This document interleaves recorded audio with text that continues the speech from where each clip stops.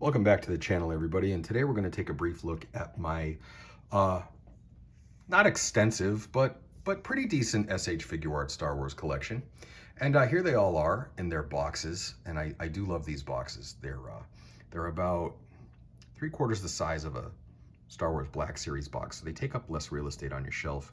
And I really like it just has a real classy look to it, and there's something very Japanimation about them. I do like that. There's sort of an anime style to the box that I really like. And so the first installment of this, we're going to break down my collection into different factions or different movies or groups, and we're going to take a look at my original trilogy collection right now. So starting over here, we have Return of the Jedi Luke Skywalker. This Jedi Knight figure is really good. Now, I will tell you that the Imperial Light Cruiser Luke Skywalker from the Black Series rivals it. And as good as this figure is, I think he would do just as well to have a good copy of the Light Cruiser Luke. This Princess Leia is from about 7 or 8 years ago now, and this is clearly the inspiration Hasbro took for their new Leia. The engineering of the hood with the up hood and the down hood, and just about everything else about it is virtually identical that Hasbro did. Now, I will tell you that I do prefer this one because you get to see that very important belt. That's such an important part of her costume in this movie. And the way that the new Black Series figure is you don't get to see the belt as much. And so for those finer details and just something about that one I prefer. I do also like that very porcelain skin. It really reminds me of her mother, Amidala. There's just something sort of, it's almost like they took Amidala and sort of the essence of Amidala lives in that figure or something. And then we have R2 and 3PO. And this is, you could basically burn down the rest of my collection. And as long as I ran out of the building with these, I would be relatively happy. These are the two finest figures I have in my entire collection. And this is the original R2 from a release that was several years ago, and it has greater panel lining detail on it.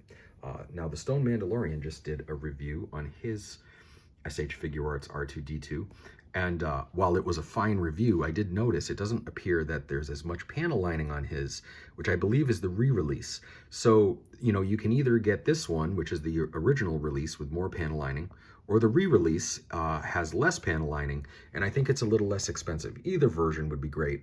I'm just very fortunate to get, I think, slightly better detail on this one. And then this R2-D2 is spectacular, excuse me, C-3PO, spectacular. I've never seen a C-3PO figure get it right more than this one. The details are fine, they're delicate. That doesn't mean that they're delicately constructed. It means that the features and the details are a little bit more delicate. And especially compared to the Black Series. Now, I'm not knocking the Black Series at all. Black Series is my bread and butter. I absolutely love it. But this is for a smaller audience. This is a little bit more high-end. It's kind of like the difference between, you know, you get a model of a vehicle that's like the base model, or then you could get the really jazzed out one. And this is the slightly more, you know, limited edition vehicle, if you will. And then this Luke Skywalker is another keeper. This one is undefeated still.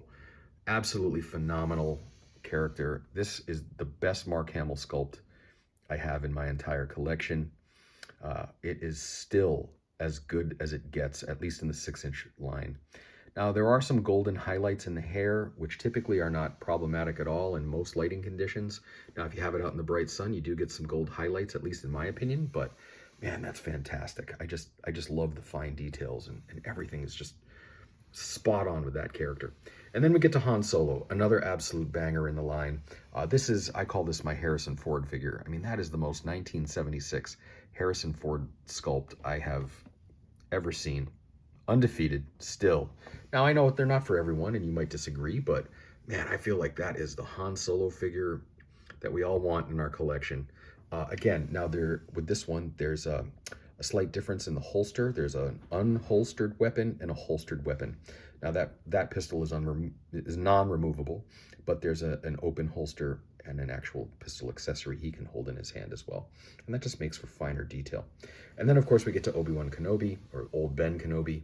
He's a keeper, an absolute classic. Comes with two face portraits. This one here, he has the closed eyes, and I really love that Jedi concentration. So there we go. there's the first of my SH Figuarts collection. Stay tuned as we're going to break down all of these figures in different parts of this series. And let me know what you think. Tell me if you think they're worth it. And as always, peace.